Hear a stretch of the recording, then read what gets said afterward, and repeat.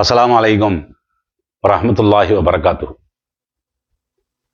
அன்பினிய சமூக வலைதள அன்பர்களே, இஸ்லாமிய சொந்தங்களே, நடைபெற்று முடிந்த சட்டமன்ற தேர்தலினுடைய அறிவிப்பு நாளைய தினம் என்ன இருக்குது, வெளியாக இருக்கிறது, 4ஆம் தேதி. இந்த நேரத்தில் நாட்டு மக்கள் எல்லாம் பெரிய எதிர்பார்ப்போடையும் பெரிய ஒரு கவலையோடையும் அச்சத்தோடையும் இருக்கக்கூடிய காட்சியெல்லாம் நம்ம பார்க்குறோம்.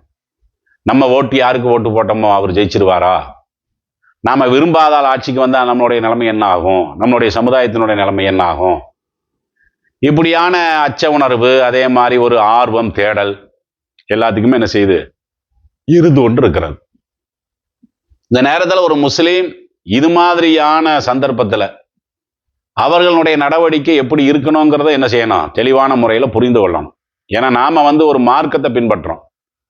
எல்லாத்துக்குமே இஸ்லாமிய மார்க்கத்தில் ஒரு வழிகாட்டுதல் இருக்குதானே செய்யுது. எந்த ஒரு சந்தர்ப்பத்திலையும் அந்த வழிகாட்டுதலை தாண்டி என்ன செய்யக்கூடாது, நம்மளுடைய நடவடிக்கையெல்லாம் அமைத்து விடவே கூடாது. ஆனால் இன்னைக்கு பார்த்தீங்கன்னா அப்படியான முறையில் தான் என்ன செய்யறாங்க, இந்த தேர்தல் அறிவிப்பு வெளியானதுக்கு பின்னாடி யார் ஜெயிச்சான்னு சொல்லுவான், யார் எத்தனை சதவீதம் வாங்கினாங்க, யார் தோத்து போனாங்க, யார் டெபாசிட் இழக்கிறாங்க, இப்படியெல்லாம் சொன்னதுக்கு பின்னாடி இந்த ஜெயிச்சவன் இருக்கிறான் பார்த்தீங்களா, அவன் வரம்பு மீறி என்ன செய்வான், அப்படி சந்தோஷத்துல வரம்பு மீறி அடுத்தவனுக்கு தொல்லையை கொடுத்துட்டு இருப்பான்.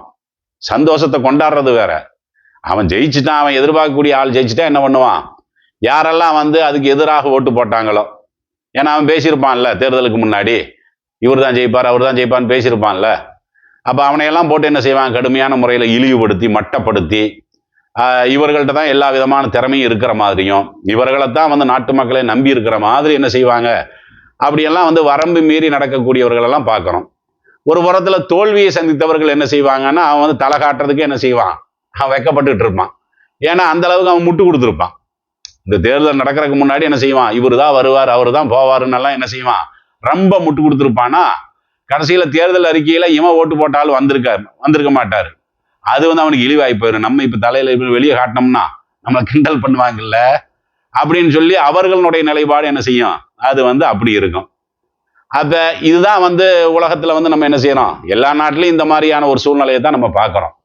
முஸ்லிம்களை பொறுத்த வரைக்கும் இந்த தேர்தலில் யாரு வெற்றி அடைஞ்சாலும் சரிதான், நீங்க நினைச்சாலும் வெற்றி அடைஞ்சாலும் சரிதான், அல்லது நீங்க வெற்றி அடையணும்னு நினைக்கிறீங்கல்ல அவர் தோத்து போனாலும் சரிதான், அல்லது நீங்கள் விரும்பாத ஒரு நபரை பதவியில வந்தாலும் சரிதான், எந்த விதமான தகுதியும் இல்லாத ஒருத்தன் பதவியில இருந்தாலும் சரிதான், இதெல்லாம் முஸ்லிம்களை பொறுத்த வரைக்கும் என்ன செய்ய வேண்டியது இல்லை, அப்படி அலட்டி கொள்ள வேண்டிய அவசியமே கிடையாது. காரணம் என்ன, இந்த ஆட்சி என்பது அதிகாரம் என்பது எல்லாம் நாடி ஆளுக்கு தரும், அவ்வளவுதான் விஷயம். நம்ம ஓட்டே போட்டாலும் அல்லாஹ்னுடைய நாட்டம் யாருக்கு இருக்குதோ அவன் ஜெயிக்க போறான், அல்லாஹ்னுடைய நாட்டம் யாருக்கு இல்லையோ அவன் தோக்க போறான், அதுதானே அது. அப்ப இது பதவியில யார் வர்றாங்களோ அவங்க தான் நல்லவர்கள், யார் பதவியை இழக்கிறார்களோ அவர்கள் கெட்டவர்கள், இப்படிங்கிற மாதிரியான அளவுகள் எல்லாமே இஸ்லாமிய மார்க்கத்தில் இருக்குது. அப்படியெல்லாம் ஒன்றும் இல்லையில. இறைவன் யாருக்கு வேண்டுமானாலும் பதவி தருவான், நல்லவனுக்கும் தருவான் கெட்டவனுக்கும் தருவான். கொடூரமானவர்களுக்கெல்லாம் இறைவன் ஆட்சி அதிகாரத்தை கொடுத்ததாக அல்லாஹ் திருமறை குர்ஆனில் சொல்லத்தானே செய்யறான். நம்ம ஃபிரௌனுடைய வரலாறையெல்லாம் படிக்கத்தானே செய்யறான். தன்னை கடவுள்னு சொன்னான்ல, தன்னை கடவுள்னு சொல்லி இறைவனுக்கு அல்லாவுக்கு போட்டியாக அவன் தன்னை அறிவிக்கிறான். அவனுக்கு கூட இறைவன் என்ன செய்யறான், அந்த ஆட்சி அதிகாரத்தை கொடுத்தான் இருந்தான். இதெல்லாம் நம்ம இஸ்லாமிய வரலாறுகளை நம்ம படிக்கத்தானே செய்யறோம்.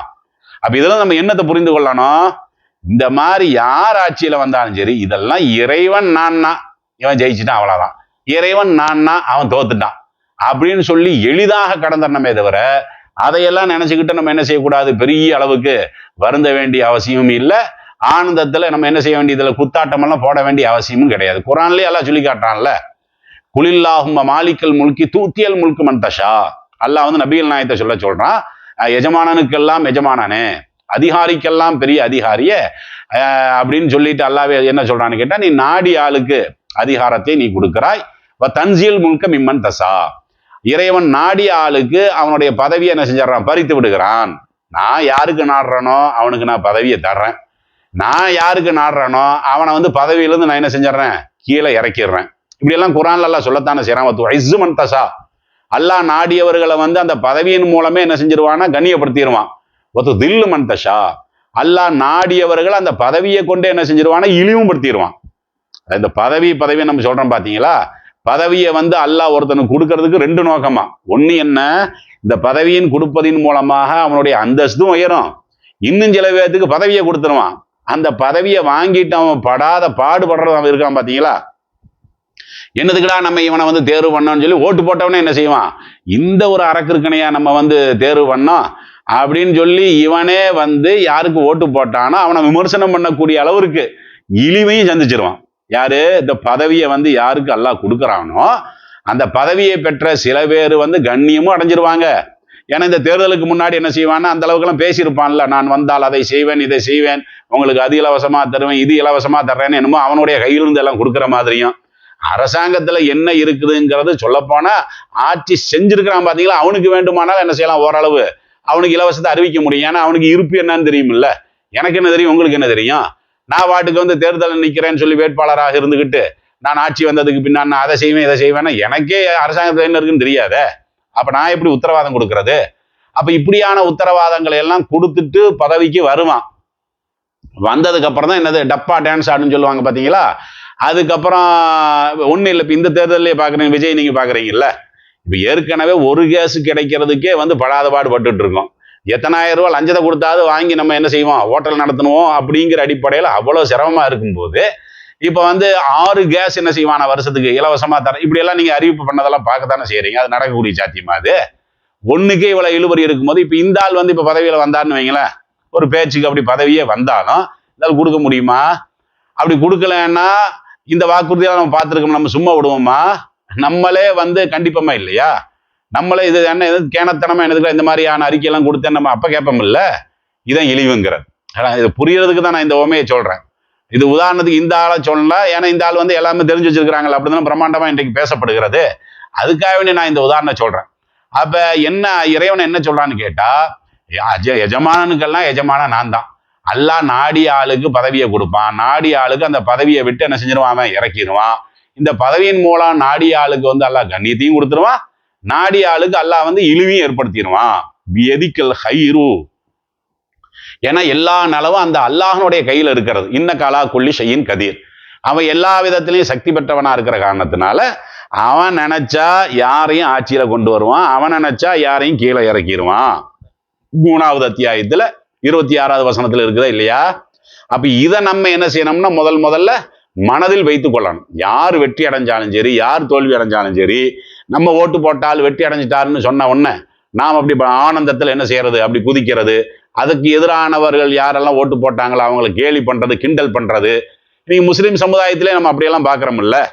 குறிப்பா இந்த 2026ஆம் தேர்தலில் முஸ்லீம்கள்ல கூட என்னடா இந்த மாதிரி ஒரு அரசியல் பைத்தியங்கள் இருக்கிறாங்க, விவரம் கெட்டவர்கள் இருக்கிறாங்க, மார்க்கம் பேசுறாங்க, ஜும்மாக்கள் எல்லாம் பண்றாங்க. அவர்களை பார்த்தீங்கன்னா இந்த அரசியல் பித்து பிடிச்சி அலையக்கூடிய காட்சியெல்லாம் நம்ம பார்க்கத்தானே செய்யறோம். அதாவது நோன்புங்கிறதெல்லாம் முஸ்லீம்களுக்கு சம்பந்தப்பட்ட விஷயம், ஆன்மீக சம்பந்தப்பட்ட விஷயம் தானே. அவன்கிட்ட ஈமானும் இல்லை, ஒன்றும் இல்லை, அவனை கூப்பிட்டு என்ன செய்யறது, நோன்பு திறக்கிறது. அவனுக்கு ஈமான் இல்லை, அவனை கூப்பிட்டு தொழுகை நடத்துறது. இப்படியெல்லாம் நம்ம பார்க்கறது. இதெல்லாம் யாருடைய திருப்தியை வாங்குறதுக்கு? இபாதத்துங்கிறது இறைவனுடைய திருப்தியை வாங்குறதுக்கு தான் நல்லாவே கொடுத்துருக்கிறான். இந்த நிகழ்ச்சிகள் எல்லாம் நடத்துறேன், ஆலிம்கள் நடத்துறதை நான் சொல்ல வர்றேன். பொதுமக்களை விட்டுருங்க, ஆலிம்களை நடத்திட்டு இருந்தாங்களா இல்லையா? அப்ப ஆலிம்களை எப்படி இருக்கும்போது பொதுமக்கள் எப்படி இருப்பாங்க? இவன் பைத்தியக்காரனா தான் இருப்பான், இவன் அரலோசு மாதிரி தான் இவனு இருப்பான். அப்ப இந்த போதையெல்லாம் நம்மள்ட்ட என்ன செய்யக்கூடாது, இந்த அரசியல் போதையெல்லாம் நம்மள்ட்ட வந்து இருக்கவே கூடாது. இன்னும் சொல்ல போனா என்னன்னா, ஒரு முஸ்லீம்கிட்ட எதெல்லாம் வந்து இருக்கக்கூடாது அந்த மாதிரியான பண்புகளை எல்லாம் நம்ம இன்னைக்கு பாக்குறோம்ல. இப்ப நாளைக்கு தான் எவன் வெற்றி அடைஞ்சாங்கிறது தெளிவா தெரிய போகுது. 4ஆம் தேதி, இன்னைக்கு 3ஆம் தேதி. இன்னைக்கு யாருக்காவது தெரியுமா யார் வெற்றி அடைஞ்சாங்கிறது? நம்மளுக்கு தெரியுமா? உங்களுக்கு தெரியுமா? எனக்கு தெரியுமா? யாருக்குமே தெரியாதுல்ல. பதவியில இருக்கிறான் பாத்தீங்களா, அவனுக்கும் தெரியாது. பதவியில வர்றதுக்கு துடிக்கிறான் பாத்தீங்களா, அவனுக்கும் தெரியாது. எல்லாத்துக்குமே நாளைக்கு தான் என்ன செய்யும், விடையங்கிறத தெரியும். ஆனா இன்னைக்கு என்ன, மற்றவனாவது பொறுத்த யூடியூப் வியாபாரிகள் இருக்கானுங்கல்ல, அவனுங்க வந்து ஏதாவது ஒரு பொழப்பை இதை வச்சு நடத்திக்கிட்டே தான் இருப்பானுங்க. தேர்தலுக்கு முன்னாடி ஒரு கருத்து கணிப்பும்பான், தேர்தல் முடிஞ்சதுக்கு அப்புறம் அது ஒரு கருத்து கணிப்பும்பான். இதெல்லாம் வந்து அவர்களுடைய தொழிலுக்கு செய்யக்கூடியதானே தவிர இப்படி முஸ்லீம்கள் செய்யலாமா? ஆனா முஸ்லீம்களே இன்னைக்கு வந்து அந்த மாதிரியான அறிக்கைகள் போடக்கூடிய காட்சிகளை நம்ம முகநூல்ல பார்க்கத்தானே செய்யறோம். இவர் தான் வரப்போறாரு, இவர் வந்து இழிவடைய போறாரு, இவர் ஒரு சீட்டு கூட டெபாசிட் கூட வாங்க மாட்டாரு. இதெல்லாம் உனக்கு எப்படி தெரியும்? அப்படி வந்து அல்லாஹ் ஏதாவது ஒரு ஞானத்தை நம்மளுக்கு எல்லாம் கொடுத்துருக்காங்க, நாளைக்கு என்ன நடக்குங்கிற ஞானத்தால நம்மளுக்கு கொடுத்துருக்கானா? இல்ல இன்னைக்கு கூட அந்த தேர்தல் அதிகாரிக்காவது அது தெரியுமா? அந்த தேர்தல் நடத்தினார்ல அந்த ஆளுக்காவது தெரியுமா? நாளைக்கு அந்த பாக்ஸை ஓபன் பண்ணி எண்ணும் போதுதான் தேர்தல் அதிகாரிக்கே தெரியுமே தவிர அப்ப எதுக்கு நான் இதை சொல்ல வரேன்னு கேட்டா, இன்னைக்கு இந்த மாதிரியான நிலைப்பாடுகள்லாம் நம்ம பார்க்கிறோம் பாத்தீங்களா. இப்படியெல்லாம் என்ன செய்யக்கூடாது, முஸ்லிம் சமுதாயத்தவர்கள் பித்து பிடித்தவர்கள் மாதிரி எல்லாம் சுத்திட்டெல்லாம் இருக்கக்கூடாது. நாம அதிகபட்சமா இந்த தேர்தல் முடிவை நம்ம வந்து எதிர்பார்க்கிறோம். எதிர்பார்ப்புக்கு தகுந்த மாதிரி வந்துட்டா அல்ஹம்துலில்லாஹ் சொல்லிட்டு போவாங்க. எதிர்பார்ப்புக்கு மாத்தமா வந்துச்சுன்னா பிரார்த்தனை பண்ணுங்க. அதான முஸ்லிம்களை பொறுத்தவரை அதான பண்ண முடியும். அல்லாஹும் அல்லாத்து சல்லி தலைனா மல்லா இரஹம்னா, எங்கள் மீது யார் இரக்கம் காட்ட மாட்டார்களோ அவர்களை வந்து எங்களுக்கு அதிகாரியாக நீ நியமித்து விடாதே அப்படின்னு சொல்லி இந்த கருத்துல பிரார்த்தனை இருக்குதுல்ல. அந்த பிரார்த்தனையை நம்ம பிரார்த்தனை கூட நம்ம சத்தம் போட்டு செய்யணுங்கிறதுலாம் ஒன்றும் கிடையாது, எல்லாம் மனசுக்குள்ள செய்யறதானே. இந்த அளவுக்கு தான் ஒரு முஸ்லிமுடைய அணுகுமுறை இருக்கணுமே தவிர, இந்த அரசியல் பித்து பிடிச்சி இவங்களுக்கு முட்டு கொடுத்து அவனை ஒரேடியா தலைக்கு மேல தூக்கி வச்சு அதெல்லாம் நம்மளை பொறுத்த வரைக்கும் என்ன இல்லை, அது தேவையே கிடையாது. ஒரு முஸ்லீமை பொறுத்த வரைக்கும் அரசியல் போதைங்கிறது இருக்கக்கூடாது. ஏன்னா இன்னைக்கு கூட நிறைய பேர்த்த பார்க்குறவன் முஸ்லீம் சமுதாயத்துல அவன் வந்து திமுக கட்சிக்காரனா இல்லாம திமுக அடிமையா இருக்கிறான். இன்னும் சில முஸ்லீம்களை பார்த்தீங்கன்னா அதிமுக அடிமையாவே இருக்கிறான். இன்னும் சில முஸ்லீம்களை பார்த்தீங்கன்னா தாவேக அடிமையாவே இருக்கிறான். பாக்குறீங்கல்ல, உறுப்பினரா இருக்கிறது இல்ல, அடிமையா இருக்கிறது நான் சொல்ல வர்றேன். அது தேவையில்லாததுக்கெல்லாம் முட்டு கொடுத்து அவர் அப்படி இப்படி இப்படி நல்லா சொல்லி நம்மெல்லாம் வந்து இஸ்லாமிய வரலாற்றுக்கு சொந்தக்காரர்கள்னு சொல்லி எந்த நாவை கொண்டு இவங்க சொல்றாங்கன்னு தெரியல. ஐயோ கேவலமா இல்லையா, இதெல்லாம் கேவலமா இல்லையா, பாக்குறக்கே கேவலமா இல்லையா, கேட்கறக்கே கேவலமா இல்லையா. இருந்தாலும் என்ன செய்யறதுன்னா அவங்க வீம்பு ஊட்டுறதுக்காக வேண்டி என்ன செய்யறது, அவனுக்கு வந்து குத்தனமா அதுக்காக வேண்டி அறிக்கைகளை போட்டுக்கிட்டே இருக்கிறது. முஸ்லீம்களை பொறுத்த வரைக்கும் யார் வெற்றி அடைஞ்சாலும் சரி தோல்வி அடைஞ்சாலும் சரி நாம் செய்ய வேண்டிய பிரார்த்தனை இவ்வளவுதான். விளங்குங்களா? நமக்கு பாதுகாவலாம் அல்லா தானே. அல்லா நாடியதை தவிர வேற எவனாவது ஒருத்தன் வந்து ஆட்சியில வந்தால் நம்மளுக்கு ஏதாவது செஞ்சிடவா முடியும்?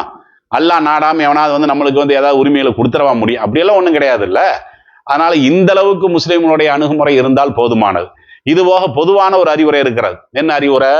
ஒரு முஸ்லீமை பொறுத்த வரைக்கும் இந்த பதவி இருக்கு பாத்தீங்களா, அது விரும்பக்கூடியவனாகவே இருக்கக்கூடாது. பதவி அதிகாரம்லாம் இருக்கு பாத்தீங்களா. ஏன்னா இன்றைக்கு இது மாதிரியான மோகம் முஸ்லீம் சமுதாயத்துல ரொம்ப ரொம்ப அதிகரித்து விட்டது.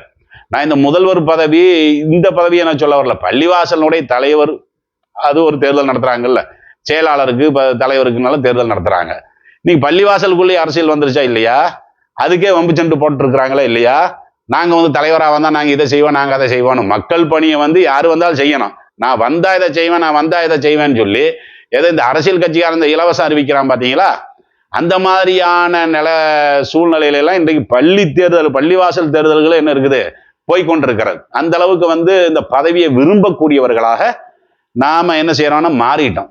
ஆனா ரசூல் ஸல்லல்லாஹு அலைஹி வஸல்லம் அவர்கள் என்ன பண்றாங்க, அப்துர் ரஹ்மான் இப்னு சமுரா ரலியல்லாஹு அவர்களுக்கு சொல்றாங்க, லா தஸ்அலில் இமாரா, பதவியை கேட்டு வாங்கி விடாதீர்கள். எனக்கு இந்த பதவி தாங்க அப்படின்னு சொல்லி கேட்டே வாங்க கூடாதுன்னு. அப்ப இந்த பதவிங்கிற அந்த நாட்டமே வந்து நம்மளுக்கு இருக்கக்கூடாது. ஏன்னா ரசூலுல்லாஹ்வே சொல்றாங்க, இன்னக இன் ஓதீதஹா அன் மஸ்அலா உகில்த் இலைஹா. ஏன்னா நீ பதவியை கேட்டு வாங்கினேன்னு வையேன், அல்லாஹ் வந்து அந்த பதவியை ஓந்தலையிலேயே போட்டுருவானா. ஏன்னா நீ தானே ஆசைப்பட்ட, முதல்வராக இருக்கணும் நீ தானே ஆசைப்பட்ட, தலைவராக இருக்கணும் நீ தானே ஆசைப்பட்ட. அப்ப அது நிறைய சிரமங்கள் எல்லாம் இருக்குல்ல, பொறுப்பு வந்தா அந்த பொறுப்புகள்லாம் அல்லாஹ் வந்து என்ன செய்ய மாட்டானா, அவன் வந்து பின்னாடி உறுதுணையா இல்லாம நீயே உன் வேலையை பார்த்துக்கன்னு சொல்லி அல்லாஹ் விட்டுருவானா. யாருக்கு? யாரு பதவியை விரும்புறானோ கேட்டு வாங்குறானோ. ரசூல் ஸல்லல்லாஹு அலைஹி வஸல்லம் சொன்னாங்களே இல்லையா. அதே நேரம் மின் கைரி மசாலா, ஒருத்தனுக்கு வந்து கேட்காமையே பதவி போகுது. 4 பேர் சேர்ந்து என்ன செஞ்சிட்டாங்க, நீங்க தான் தலைவராக இருக்கணும்னு தூக்கி வச்சுட்டாங்கன்னு வைங்களேன், ஒஇன்தா அலைஹா, அல்லாஹ் வந்து அவருக்கு உதவி செய்வான். ஏன்னா அவருக்கு வந்து அந்த தேடல் இல்லையில, பதவி மோகம் இல்லையில. அப்ப அந்த பொறுப்பை வந்து நடத்துவதற்குண்டான எல்லா விதமான வழிமுறைகளையும் அல்லாவே என்ன செய்வான், அவருக்கு நேரடியா இருந்து உதவி செய்யற மாதிரி அல்லாஹனுடைய அந்த கருணை இருக்கும் என்றெல்லாம் ரசூல் ஸல்லல்லாஹு அலைஹி வஸல்லம் அவர்கள் சொல்லியிருக்கிற காரணத்தினால முஸ்லிம்களை பொறுத்த வரைக்கும் இந்த பதவி மோகம், இந்த அரசியல் மட்டுமில்ல, சாதாரண பள்ளிவாசல் தலைவர் பொருளாளர் அந்த பதவியும் நான் சேர்த்தான் சொல்றேன். அதையெல்லாம் விரும்பக்கூடியவர்களாக என்ன செய்யக்கூடாது, ஒரு முஸ்லீம் இருக்கக்கூடாது. குறிப்பாக இந்த அரசியலை பொறுத்த வரைக்கும் மார்க்கத்துக்குன்னு ஒரு அரசியல் இருக்குல்ல, அந்த அரசியல் நம்ம இப்ப பேச முடியாது, அது இப்ப நடக்கவும் இல்லை. ஆனா இன்னைக்கு உள்ள அரசியல் இருக்குல்ல, இந்திய அரசியல் இருக்குல்ல, இது எந்த அளவுக்கு முஸ்லீம் வந்து எடுத்துக்கணும்னு கேட்டா உப்பு அளவுக்கு தான். உப்பு சாப்பாட்டுக்கு உப்பு போடுறோம் பாத்தீங்களா, உப்பு போடாம இருந்தாலும் விளைவு தான், கூட போட்டாலும் விளைவு தானே. அதே மாதிரிதான் அரசியலை பொறுத்த வரைக்கும் ஒரு முஸ்லீம் எந்த அளவுக்கு வந்து அரசியலோட தொடர்பு வச்சிருக்கணும்னு கேட்டா தேவையான உப்பளவுக்கு தான். கூடையும் நான் போட மாட்டேன், குறைச்சும் போட மாட்டேன். இப்படிங்கிற லெவல்ல இருந்தா என்ன செய்யும், போதுமானது. அதான் மறுமையில் நம்மளுக்கு வெற்றியை தரும். ஏன்னா குர்ஆன்ல ரொம்ப தெளிவாக அல்லாஹ் ஜல்ல ஷானஹு தஆலா 28வது அத்தியாயத்தில் ரொம்ப தெளிவா சொல்லிட்டான். தில்க தாருல் ஆஹிரா நஜஅலுஹா லில்லதீன லா யுரீதுன உலுவன் ஃபில் அர்லி வலா ஃபஸாதா. இந்த மறுமை நாள் இருக்க மறுமை பாக்கிய சொர்க்கம் இருக்குல்ல, அது யாருக்கு உரியது என்று சொன்னால், யாரு இந்த உலகத்துல பதவியை விரும்பவில்லையோ, அதிகாரத்தை நாடவில்லையோ, தேடவில்லையோ, அவர்களுக்குத்தான் நான் சொர்க்கத்தை என்ன செஞ்சிருக்கிறேன், ஏற்பாடு செய்திருக்கிறேன். அதே மாதிரி உலகத்துல குழப்பத்தை ஏற்படுத்துறான் பாத்தீங்களா, அவனுக்கு நான் என்ன செய்யறேன், தண்டனையை ஏற்பாடு பண்ணியிருக்கிறேன். அப்படிங்கிற கருத்துல திருமறை குர்ஆனுடைய 28வது அத்தியாயத்துல என்ன செய்யறான், அல்லாஹ் ஜல்லஷானஹு தஆலா சொல்றான். அதனால வரக்கூடிய அந்த 4ஆம் தேதி அந்த தேர்தலினுடைய யாரு ஜெயிச்சது யார் தோத்ததுங்கிற தகவல் வரும்ல, என்ன தகவல் வந்தாலும் நாம நம்ம பாட்டுக்கு போயிட்டே இருக்க வேண்டியதான். விளங்குதுங்களா? மற்றவர்களுக்கு நம்மளுக்கு வித்தியாசம் தெளிவா தெரியணும். என்னடா முஸ்லிம்கள் எந்த விதமான ஒரு அலப்பறையும் பண்ணல, அதுக்காக வேண்டி அவன் சோர்ந்தும் போய் உட்காரல. இப்படி நம்மளை பத்தி அடுத்தவர்கள் என்ன செய்யணும், பெருமைப்பட பேசணும். அந்த மாதிரியான நடவடிக்கையை பின்பற்றுமாறு உங்களுக்கும் எனக்கும் நானே அறிவுரையை சொல்லிக் கொள்கிறேன். இதை அறிந்தவர்கள் அறியாத மக்களுக்கு என்ன செய்யுங்க, இதை ஷேர் பண்ணுங்க. அஸ்ஸலாமு அலைக்கும்.